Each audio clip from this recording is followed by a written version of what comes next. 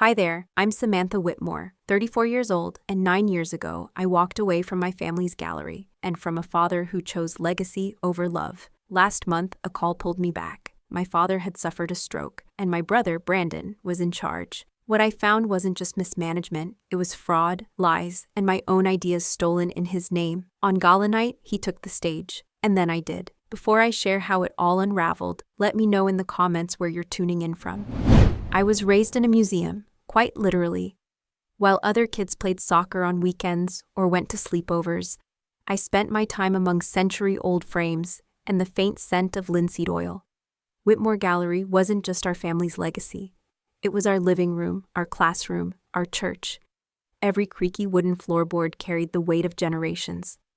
I could recite the provenance of every piece on the east wall by the time I was 9. It wasn't a childhood, it was a curation.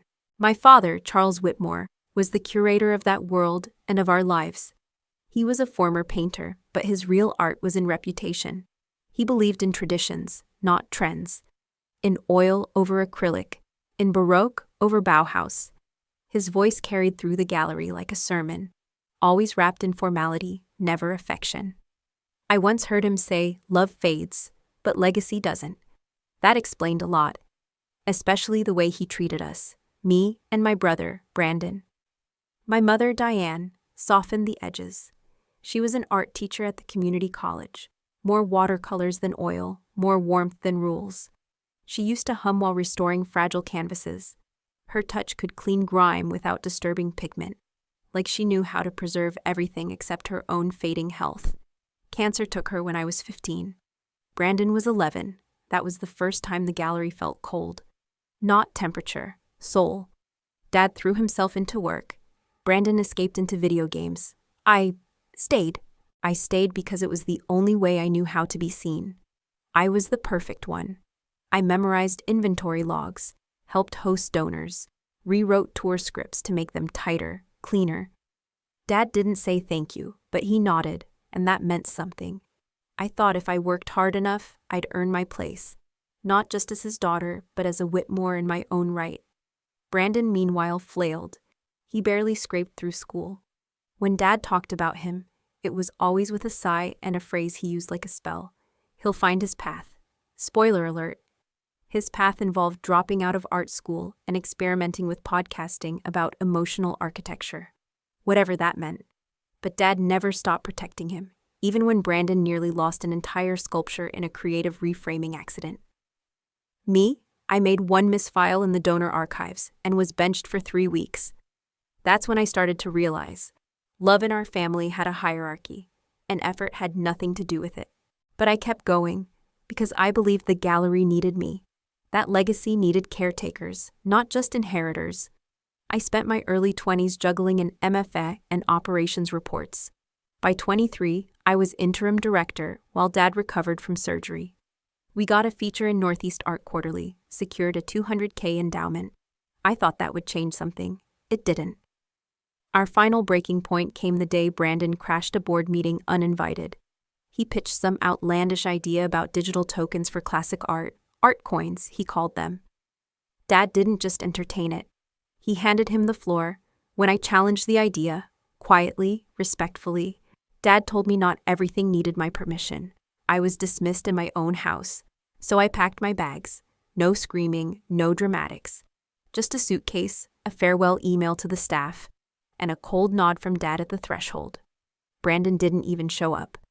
I moved to New York the next week, started from scratch, learned to sleep in silence without the hum of temperature-controlled lights. I told myself I left the gallery, but the truth? I left a version of myself that spent too long asking to be chosen. 9 years later, I got the call, and just like that, the gallery crept back in. Not through the scent of turpentine or the echo of tour guides, but through a trembling voice on the other end of the line. Your father's had a stroke. Brandon's. Overwhelmed. They need you. Need, not want, not welcome, just need.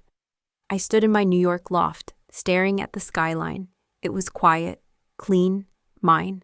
And I knew I was about to walk back into the dustiest corners of a family that only remembered my name when their house caught fire. But I didn't hang up. I just said, I'll be there. The thing about family emergencies is, they don't ask if you're ready, they just demand. One voicemail from Lucinda, our old housekeeper, and I was on the 7:20 a.m. train from Grand Central, leaving behind a pitch meeting, a client dinner, and a life I'd built without them. The message had been short, but loaded. Your father's had a mild stroke. Brandon said he's got it under control, but I think you should come. That but carried more weight than any test result. It was strange how familiar the roads felt as the Uber rolled through the iron gates of Whitmore Estate. Nothing had changed. The white columns, the ivy strangling the brick, the absurdly large copper lion heads on either side of the entrance. Pretending nothing's changed is a family tradition around here. The only difference was me. I no longer felt like I belonged to it. Lucinda opened the door before I knocked. Her face crumpled with relief, the kind that comes after days of holding things in. You look tired, she said. I offered a half smile.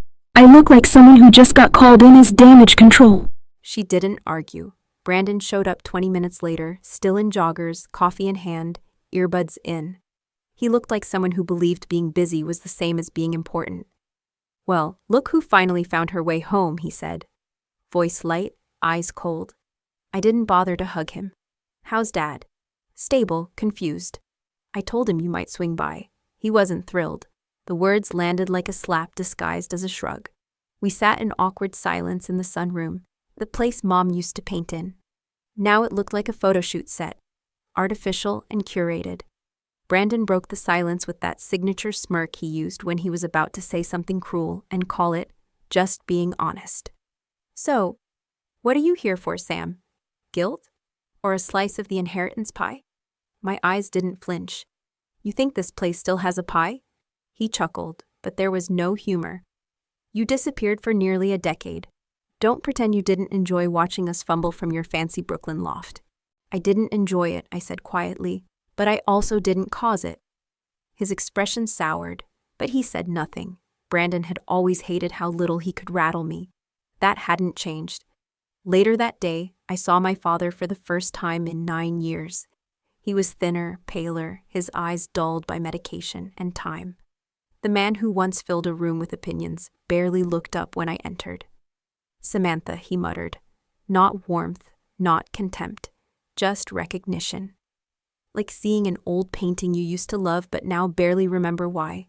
He asked about my work in the most perfunctory way, like ticking boxes on a form. I told him about my preservation grant for Indigenous art, about the nonprofit I co-founded last spring. He nodded once, then turned to look out the window. That window had more emotional bandwidth than our entire conversation. In the days that followed, I tried to stay out of the way. I attended a board meeting as a silent observer, mostly to assess the damage. What I found was worse than I feared. The gallery had been turned into some grotesque hybrid of museum and merch store. There were hoodies with Van Gogh's face printed across the back, limited edition NFTs of our oldest acquisitions, and a full-blown podcast studio where the reading room used to be. Brandon had branded himself as the new curator of cultural disruption. The words made my stomach turn. He stood in front of the boardroom PowerPoint slides, wearing a linen shirt and using phrases like decentralized patronage and meta collections. No one in the room looked like they actually understood him, but they nodded anyway. That's the power of male confidence, paired with inherited authority. It doesn't have to be right, it just has to be loud. After the meeting, I caught Brandon in the hallway, casually tapping away on his phone. NFTs? Really? I asked. He didn't even look up. Adapt or die, sis. Legacy isn't enough anymore. No, but integrity should be, I shot back. He gave a little chuckle. You still think that matters? This place survives because I made it relevant again. You wouldn't understand, you left before art became content. That night, Lucinda made me tea. Chamomile with honey, just like Mom used to. We sat at the kitchen island in silence until she finally said, "It's good you came back, even if they don't see it." I stared at my mug. They only call me when things are falling apart, Luce. She reached across and gently squeezed my wrist. That's when people need builders the most. I didn't respond, but the words stayed. The next morning, I asked for access to the gallery's records, operations, and accounts. Just to understand where things stand, I said. Brandon rolled his eyes. knock yourself out. Just don't expect a parade when you realize we're fine. I didn't bother correcting him. I knew what I'd find. And part of me knew it would be worse than just mismanagement. It would be betrayal wrapped in the illusion of progress. Still, I smiled, cold and calm. I'm not here for a parade, Brandon. I'm here to see what's left worth saving. And just like that, the game began. I wasn't back as a daughter. I was back as a reckoning. The deeper I dug, the quieter the halls felt. Whitmore Gallery used to breathe. Every creak of the floorboards, every whisper of fabric from a Dochens tour group. It had a rhythm. Now it felt like a stage after the curtain falls. All set, no soul. The first red flag came from the climate control logs. The storage wing where we kept our most delicate canvases had seen 3 unexplained power fluctuations in the last 6 months. When I asked the facilities manager, he looked at me like I'd unearthed a buried crime. Brandon said it wasn't urgent, he offered. Not urgent. As if mold gave courtesy notices. I requested access to the financials under the pretense of helping with insurance audits. What I found was worse than carelessness. The gallery was behind on its loan payments, 60 days and counting. A revolving line of credit had been maxed and then extended under a new guarantor, a media group I'd never heard of. Eterna Holdings. The name alone felt out of place, too slick, too corporate, not exactly the kind of partner a heritage gallery traditionally aligns with. In the donor logs, I noticed another change. Longtime patrons had quietly withdrawn or reduced their pledges. In the margin of one scanned PDF, a handwritten note from one donor read, "Losing direction. Feels like a brand, not a home for art." That one stung. Because I agreed. I approached Brandon in his new content lab, formerly the reading room, now filled with ring lights and a makeshift podcast desk. He was half recording, half pacing, discussing something about making art digestible for Gen Z. When I interrupted, he looked annoyed. What now? I kept it even.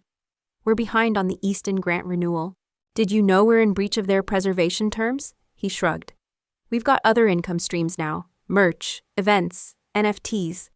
He said the last part like it was a magic word. You mean selling digital tokens of a Monet study we don't actually own the full rights to? I snapped. That got his attention. For a moment, his eyes narrowed. Careful, Sam. You sound jealous. That word, jealous, was his favorite weapon. Because it implied I was petty, small, threatened by his innovation. I leaned in slightly. I sound like someone who still gives a damn about this place not becoming a theme park. He waved me off and went back to his script. We're not stuck in the past anymore. That's the whole point. He was right about one thing. This wasn't the past. It was a present carefully dressed in buzzwords, fueled by desperation and short-term wins. And I was starting to see just how far he'd go to pretend it was working. Later that week, I met with Marlene, the gallery's registrar. She had been here since my mother's days, loyal to the collection in ways the family never truly deserved. In her office, over a stack of condition reports, she slipped me a quiet warning. He's been authorizing short-term loans of undocumented works, mostly uninspected, mostly off-record. I blinked. To where? Pop-up exhibitions, crypto art fairs, some experience studios in Brooklyn. They come back late, sometimes scratched. One frame was rehung with duct tape. It wasn't just mismanagement, it was negligence. Or worse, willful ignorance. I asked if my father had signed off. She hesitated. Brandon says he has power of attorney for all gallery decisions now. Claims Charles isn't up to it anymore. That sentence hit me harder than I expected. My father, the man who once corrected the lighting angle on a Renoir with military precision, now had no say in what happened to his life's work. That night, I sat in the main hall, lights off, just the faint moonlight through stained glass and the glint of gold leaf frames. I used to walk this space with my mother after hours. She called it her sacred hour, when the art could breathe without judgment. I could almost hear her voice as I stared at the cracked corner of a neglected frame. The soul of a gallery lives in the way you protect what no one sees. I was starting to realize. No one here was protecting anything, not the legacy, not the art, not the truth. The next morning, I made a quiet decision. I told Brandon I'd stay for a few more weeks, just to help stabilize things while Dad recovers. He didn't protest. He looked relieved. That's what happens when someone thinks they've won. They stop watching. But I wasn't staying as a caretaker. I was staying as a witness. And I was about to start watching everything. Every document, every signature, every lie. Because this gallery may have forgotten who I am. But I remember exactly what it's supposed to be. And I'm not leaving until I know what broke it. There's something eerie about walking into a room where your past still breathes louder than the present.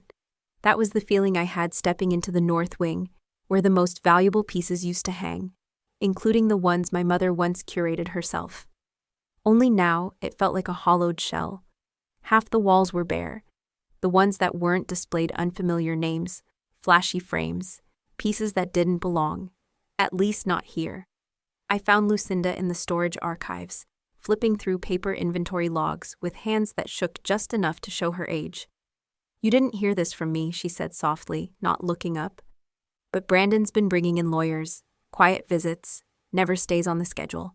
Always when you're out with the board." I didn't respond. I just sat across from her and waited. There've been changes in the ownership records, quiet ones.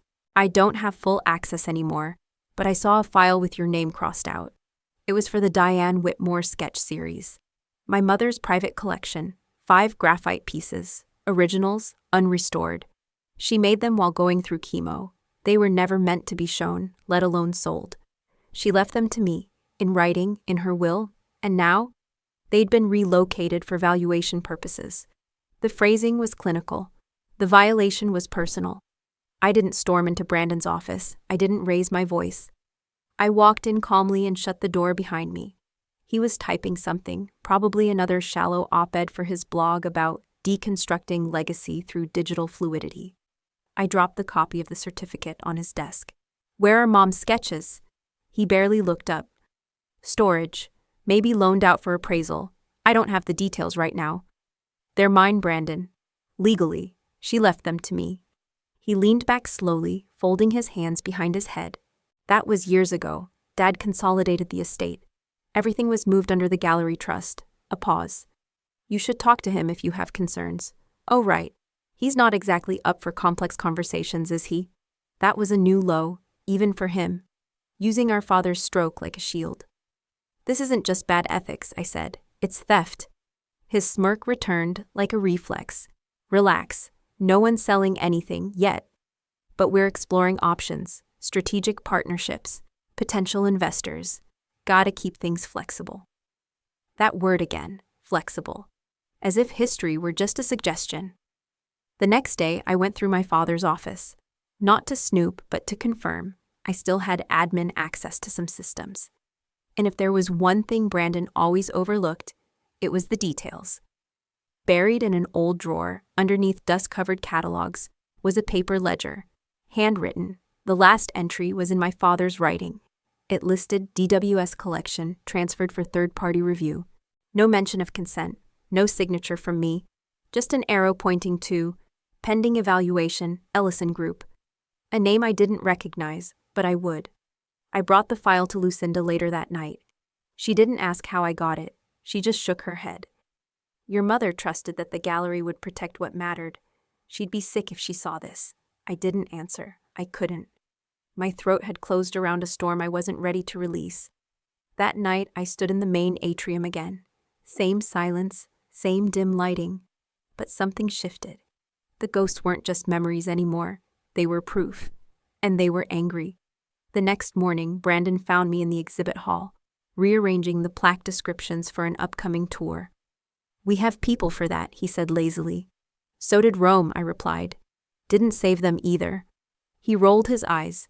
"If you're going to be dramatic, at least be productive. Dad signed off on everything. I've got emails, documents." "Which you probably wrote yourself," I said without flinching. "And if I find proof that anything has been forged or misrepresented, Brandon, there won't be another quiet conversation like this." He stepped closer, his voice lowering. "You don't run this place anymore. You're a guest, Sam. Don't forget that." I smiled, cold and steady. You'd be amazed how dangerous guests can be when they remember the floor plan better than the new owners. The cracks were starting to show. In the walls, in the records, in him. And I hadn't even started pushing yet. There's a specific kind of insult that doesn't come in words. It comes in absence. The kind that's written in invisible ink across a glossy event invitation that never lands in your inbox.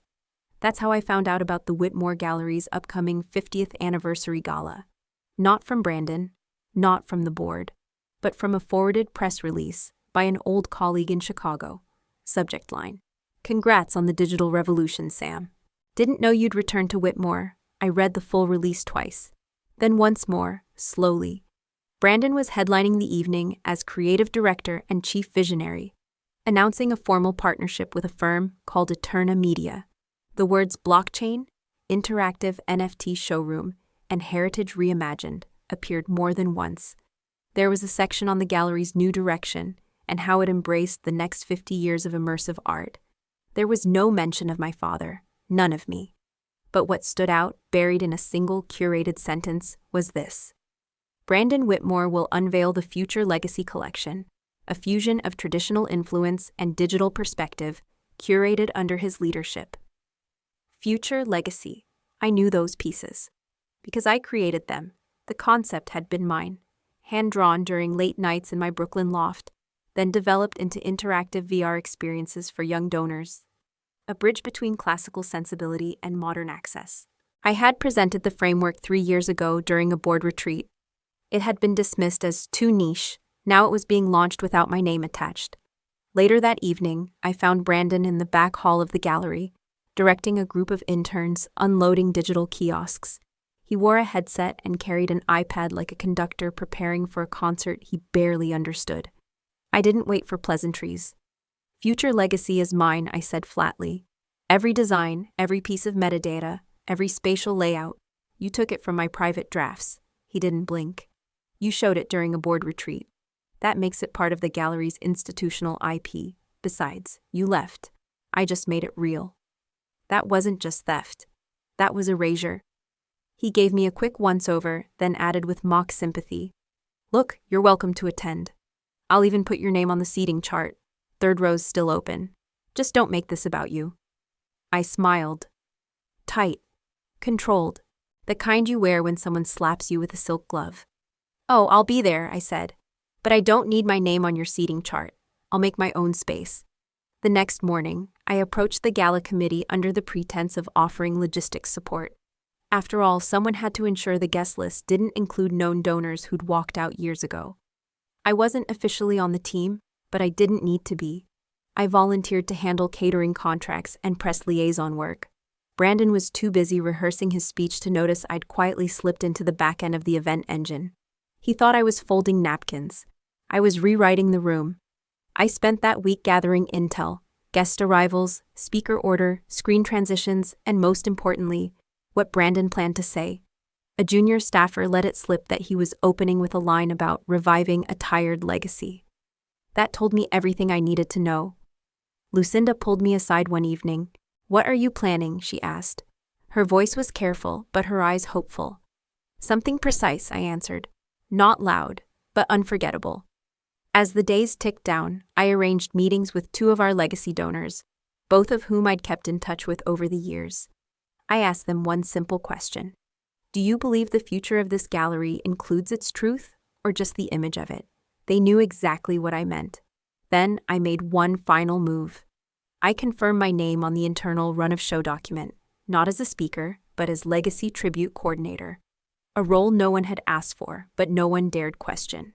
It gave me access to the podium, just long enough. By the time Brandon noticed, it would be too late. And I wasn't doing it to humiliate him. I was doing it to resurrect the pieces of this place that deserved to be seen, not rebranded.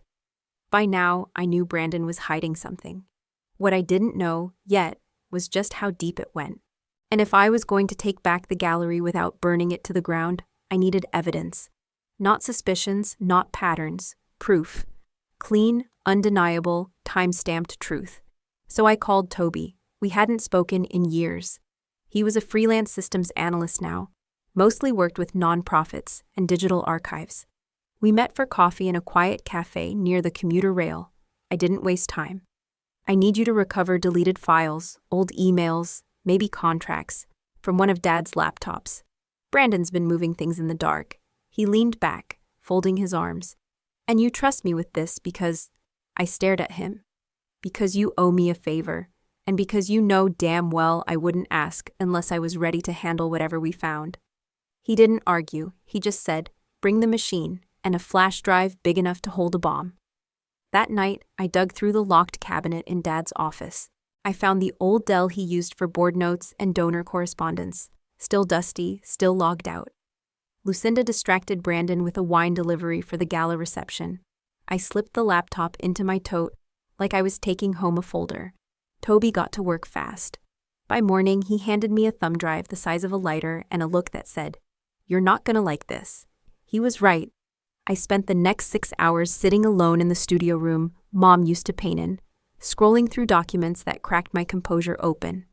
One by one, there were email threads between Brandon and executives from Eterna Media dating back over a year, long before Dad's stroke, long before I was even back in Connecticut. The subject lines were clean, professional, but the content, it was betrayal in Helvetica. Confirmed. Rebranding plan can proceed post-internal transition. Sam not a long-term concern. Positioning her as consulting legacy support should be sufficient. Or this gem, from Brandon to Eterna's COO. Dad is compliant. Sam's resistance is expected but containable. She's emotionally tied to the building, not the business. We'll keep her distracted with tasks until announcement day. Distracted, like a toddler at a family party. As if the woman who'd saved this gallery from closure during a recession was now just inconvenient optics. But it got worse. One folder, buried under a temp file marked miscellaneous, held a scanned version of a transfer document. My father's signature, or more accurately, a PDF of it, copied and pasted across multiple legal documents that reallocated board voting power to Brandon. Some were dated after the stroke. Some looked eerily similar, down to identical angles, smudges, spacing. I wasn't a lawyer, but I knew a copy-paste forgery when I saw one. And then came the file that broke me. A drafted email, unsent, from Brandon to the Eterna board, dated the night after I'd returned to the gallery. Sam has sentimental value to the staff, and we'll use that until the rollout. Once the rebrand launches, we'll publicly thank her for helping stabilize the gallery during transitional periods, then issue a non-disclosure package to ensure she doesn't dispute ownership of the future legacy work. We control the visuals, we control the narrative. He planned to erase me like you redact a line on a form, not fire me, not fight me, just phase me out, politely, quietly, legally. I didn't cry, not yet. That would come later. Right now, I backed up everything. I saved the files to 2 external drives. One I hid inside a paint can in the old supply closet, where Brandon would never bother to check. The other went straight to my personal attorney with a signed cover note. Hold this for me. If anything public breaks, release to press. I wiped Dad's laptop clean and returned it before sunrise. The next day, Brandon was all smiles. He walked through the gallery in a tailored blazer, schmoozing a potential sponsor from Miami, tossing around words like phygital and algorithmic appreciation. I watched him like a hawk watches a squirrel, irritated by its movement, but patient for the kill. That night, I locked myself in Mom's studio. I opened one of the folders she left behind, full of ink sketches and old show invitations. At the bottom was a post-it in her handwriting. Legacy is what they feel in the silence. I ran my fingers across the faded paper and whispered to her like she could hear me. They're about to feel it, Mom. And they wouldn't forget. The night of the gala arrived dressed in glitter and deceit. Strings of soft lights wrapped around the marble columns like gift ribbons masking a betrayal. Guests spilled into the Whitmore gallery in tailored suits and curated laughter. Every wall glowed with projections of digitized paintings, each labeled with Brandon's branding, the new classic. I stood near the back, wearing black, not to disappear, but to anchor myself. I wasn't here to blend in. I was here to cut through. Brandon opened the night like a talk show host. He welcomed investors, art donors, and influencers with the polished confidence of someone who thought he'd already won. Tonight, he announced, is not just a celebration of the past. It's the rebirth of legacy through innovation. Applause scattered across the room. I could almost hear Eterna Media smiling from their VIP box. I watched him gesture toward a sleek monitor, It played a looped animation of the gallery's new digital roadmap. Every brushstroke archived, every canvas tokenized, every soul of Whitmore now accessible, ownable, on-chain. That word, ownable, made my stomach twist. Ownership without stewardship is theft with a contract. Then he raised his glass. To our founder, Charles Whitmore, and to the future, one where art lives forever, not behind velvet ropes, but through your screens, your wallets, your world. People clapped louder. My father, seated in a wheelchair at the front row, stared ahead with a fragile smile, maybe confused, maybe complicit. I couldn't tell anymore. Finally, Brandon gestured toward me. And now, a few words from someone who's been part of this place since the beginning. My sister, the ever-talented Samantha Whitmore. The crowd turned, cameras tilted. I stepped forward, calm, measured, ready. The stage lights didn't blind me. They focused me. I took the mic and looked straight ahead. Not at Brandon, not at the cameras.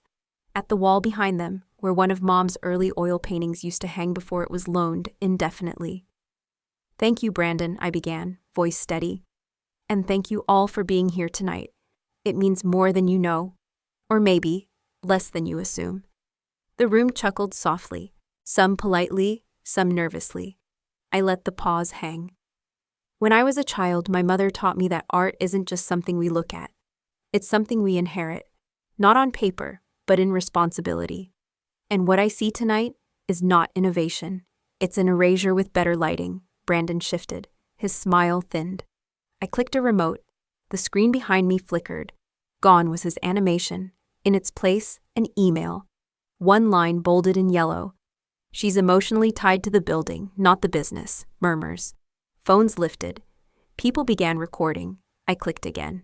This time, a contract scan. Brandon's name, my father's copied signature. Used in 6 identical documents, all post-stroke. This, I said, isn't a glitch in transparency. It's fraud. These documents misrepresent ownership, violate donor trust, and falsify executive consent. My father was incapacitated when most of these were signed. And yet, they're the foundation of tonight's announcement. Brandon stood. That's enough. No, I said, not looking at him. Not yet. I pulled a second file. This is the financial record of 5 sales from our private collection, pieces previously donated to the gallery under permanent preservation clauses. They were sold, quietly, to cover debt, and to fund this rebrand, without board approval, without disclosure. The room buzzed. Eterna's executives were already checking their phones. I could see Lucinda near the entrance, arms crossed, jaw tight. Then I turned to the crowd.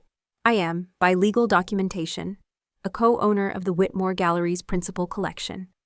Those sales violated my rights and potentially federal regulations concerning nonprofit asset management. Silence. Brandon tried again. Sam, this is family. You're making this public? I finally turned to face him. You made it public the moment you tried to turn our mother's sketches into NFTs. I'm just correcting the record. I handed the mic to the stage manager and walked off.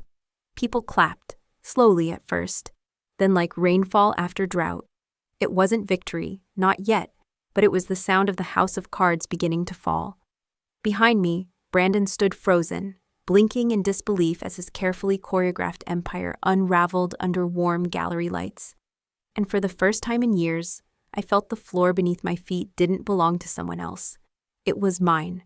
By morning, my phone had turned into a live wire. Articles were everywhere. Whitmore heir accused of fraud. Eterna Media halts partnership after scandal at Whitmore Gala. Headlines stacked on headlines, like tombstones for every deal Brandon thought he'd secured. The press didn't need much, just a crack in the paint, and I had given them a hammer. By noon, the board called for an emergency session. Brandon didn't show. Lucinda said he'd locked himself in his condo, refusing to take calls. I didn't blame him. Shame is heavier when it's been wearing a mask for too long. I sat in that boardroom, silent, composed, as they stumbled through apologies, damage control, and questions they should have asked 10 years ago. I answered what I had to, then stood. This gallery was never meant to be a tech platform. It was meant to be a memory keeper. Somewhere along the way, that got sold for clicks. They didn't interrupt. Maybe they finally remembered who taught them to respect silence. Later that evening, I walked past the office that used to be my father's. It was still filled with shadows that smelled like varnish and regret. I found his old leather folio, untouched. Inside were sketches of future exhibits he never built, handwritten notes on curation, a list titled Artist to Watch, Sam's Picks. My throat closed. He had kept it. I didn't go home. Instead, I met 3 people I trusted, quiet patrons who'd stayed loyal to the cause, not the name. We sat in a backroom gallery, drank bitter coffee, and scribbled plans on a paper tablecloth. Non-profit, independent, transparent, I told them. We don't save art for profit. We save it to pass on. By week's end, the papers called it the Whitmore Revolt. Internally, we called it Rebirth. I filed for incorporation under the name Whitmore Revival, a different kind of institution. No founder portraits, no velvet ropes, no silent hierarchies, just legacy with a pulse. The fallout at the original gallery was swift. 4 senior curators resigned. 2 of them walked straight into our temporary co-working space the next morning, asking if there was room. There was, always. Even Lucinda, who'd once sworn she'd retire with the old building, handed me her ring of brass keys and whispered, "I'd rather work in truth than comfort." Still, I knew this wasn't over. Brandon had gone quiet, but the legal fallout wasn't done unraveling. The investigation into misused grant funds, forged board minutes, and unauthorized sales would take months. But he wouldn't go to jail. He was too careful for that. What he lost was harder to regain: trust, reputation, relevance. One night, I caught him outside the gallery, unshaven, jaw tight. He didn't look angry, he looked exhausted. "You didn't have to destroy everything," he said. "I didn't," I answered calmly. "You did. I just turned on the lights." He looked at me like he didn't recognize me anymore. Maybe he never did. Maybe none of them had. I didn't feel triumphant. I felt clean. Sometimes justice doesn't roar. Sometimes it whispers back everything they tried to erase, and just stands there, unbothered. That week, we secured a temporary exhibition space downtown, a crumbling brick building that used to house a newspaper press. It smelled like dust and ink, and the kind of dreams people give up on too soon. It was perfect. We scraped paint, rewired fixtures, hung bare bulbs, and opened the doors within 12 days. The first exhibit? Unclaimed Voices, a curated series of works by artists who'd been overlooked by traditional institutions. Some were self-taught. Some were immigrants. All of them had something to say that no one had bothered to listen to. At the opening, someone asked if I missed the old gallery. I smiled. The walls? No. The vision? I never left it. And that was the truth. I wasn't expecting to see his handwriting again, but there it was, folded carefully inside a worn envelope, placed at the center of his old desk like it had been waiting for the right storm to pass. Just my name, in thick ink, Sam. No dear, no love, just 3 letters and the weight of everything he never said out loud. I sat down, holding it like it might shatter. The paper smelled faintly of turpentine and cedar. His scent. The man who once painted with precision but raised a daughter like a curator cataloging distance. The letter wasn't long. It didn't ask for forgiveness. It didn't beg for understanding. But it confessed. Quietly, devastatingly. I let fear make decisions for me, Sam. Fear of fading, fear of failing. When your mother died, I clung to tradition like it could bring her back. When Brandon asked for control, I told myself I was passing on legacy. But I was just passing on the burden. You were always the one who understood what this place meant. I just didn't know how to let you carry it without losing myself. My hands trembled, but I kept reading. He wrote about how proud he was when I launched the VR project.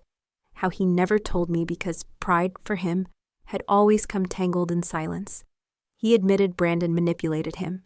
Not with lies, he wrote, but with convenience. He was too tired, too scared of being the father who questioned his son, so he stopped questioning anything. He ended with this. This place, it's never been about walls or archives. It's always been about the hands that built it, and the hands that protect it. And you, Samantha, have never let go, even when I did. I don't remember crying, not the way people expect. No sobs, no dramatic collapse. just quiet tears that slipped down my face as if they belonged to someone else. I sat there until the sunlight shifted across the carpet, and the museum air started to feel like memory instead of burden. Later that night, I found Lucinda in the old kitchen. She didn't ask what was wrong, just handed me a cup of tea and nodded toward the window. "He watched you every time you spoke in the East Wing," she said. "Back when you were 15, doing those little tours. He never said it, but he watched." I gripped the mug tighter. "He never said much at all." "No," she smiled softly. "But he kept your old drawings in the vault. I found them tucked behind the insurance files." That hit harder than I expected. So many years, I'd told myself I was invisible, just a shadow between two men. But maybe I wasn't invisible. Maybe I was just misunderstood, filed away under too strong, too inconvenient, too much like her. And maybe that was his way of keeping me close without having to admit he needed me. The next day, I went back to the office, alone, cleared out the last of my things. On his desk, I placed the letter back in its envelope, then slid it inside the drawer where he used to keep his favorite brushes. A silent truce, a tiny ceremony no one else would see. I didn't need more words. I had his truth, and mine. Before leaving, I turned off the lights, paused in the doorway, and whispered, "Goodbye, Dad." It wasn't bitter, it was brave. I didn't hold a board seat. I didn't have my name on any plaque or donation wall. But when I stood at the threshold of Whitmore Revival's new space, bare concrete floors, sunlight cutting through the skylights like a promise, I knew exactly who I was. I was the one who stayed when legacy got uncomfortable, the one who refused to let dust rewrite history. We launched the nonprofit in a former printing warehouse on the south side of Hartford. Not glamorous, not polished, but real, raw, alive. I partnered with 3 collectors who'd quietly backed preservation work for decades. Together, we curated a rotating exhibition model focused on local artists blending classical technique with digital form. We weren't replicating the old Whitmore. We were rewriting what it meant to protect culture. Within weeks, I started getting calls from former staff, freelance curators, even interns I barely remembered. They didn't just want jobs. They wanted a place where integrity mattered more than PR strategy, where truth wasn't something hidden in storage rooms or buried under fake deals. We weren't just rebuilding a team, we were reassembling purpose. As for Brandon, the fallout came fast but quieter than I expected. Eterna officially cut ties, citing unforeseen contractual discrepancies. Several galleries blacklisted him. A few headlines lingered. The heir who sold a lie. But in the end, no formal charges were filed. Our father's letter, though never made public, helped de-escalate legal pressure. Brandon disappeared from the art world, swallowed by the same silence he used to weaponize. I didn't hate him, I just stopped explaining myself to ghosts. Months later, I returned to the estate one last time. The old studio in the garden, the one where my mother used to paint on rainy mornings, was still intact. Dusty, sure, but untouched. I opened the shutters, let the light pour in, and sat at her easel. The canvas was blank, not metaphorically, literally blank. But something about that felt perfect. That week we reopened the space, not as a museum annex, but as a free art classroom for local kids. The first session had 7 children. 2 didn't speak much English. 1 refused to pick up a brush. But I recognized something in their eyes. The way they looked at the jars of color, the torn reference books, the smudged aprons. I'd worn that look once. I didn't tell them my name. I didn't need to. They just called me Miss Sam. And that was enough. Sometimes, at the end of the day, I'd walk the floor alone at Whitmore Revival, past a reimagined sculpture by J. Liu, through an AI-aided replica of my mother's last charcoal series, into a small, quiet alcove where we kept our mission statement printed on recycled canvas, to preserve not just the art, but the stories, the hands, and the courage behind it. That wasn't about me, but it was also entirely about me. People think legacy is about ownership, documents, titles, but legacy isn't a box you inherit. It's a question you keep answering, every day, every time you choose to stay when others turn away. The last thing I framed for the revival wasn't a painting or a press release. It was a line my mother once scribbled in the corner of her sketch pad, now printed in clean, deliberate font above the exit sign. What matters isn't if they remember your name. What matters is if they remember how you made them feel. That's the only signature I need. If you've ever been the one left behind, if you've ever been erased, only to rise louder, if you've ever held the weight of a legacy no one gave you permission to carry, then you know you don't need anyone to validate your value. You were never too much. You were just too real for their comfort. If my story speaks to you, drop a comment below and share your own. I read every word, and if you know someone who needs to hear this today, hit like, hit share, and remind them, you don't need to be named in a contract to be the keeper of something sacred. You just have to never let go.